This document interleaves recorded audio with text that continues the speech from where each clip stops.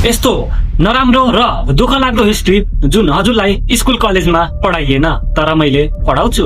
सबैभन्दा पहिला पुरानो समयमा टोइलेट यस्तो घरको पछाडि भित्तामा चप्केको हुन्थ्यो, जसमाथि एउटा सानो दुलो हुन्थ्यो जसमा मान्छेहरू बसेर सन्डास गर्ने गर्थे अनि सबै मामला सिधै तल।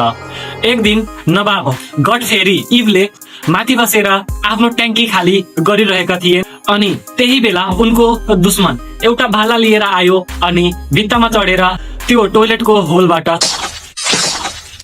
त्यही भयो जुन हजुरले सोच्नु भएको छ अनि नवाब साहबलाई यो संसार छोडेर जानु पर्यो। नेक्स्ट हिस्ट्रीको यो टर्च ब्राजेन बुल।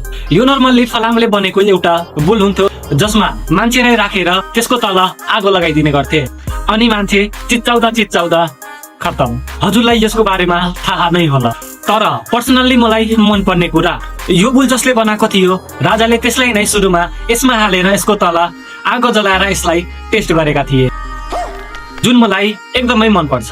जस्तै हजुरलाई थाहा नै होला पहिलाको राजाहरू एकदमै सन्की हुने गर्थे।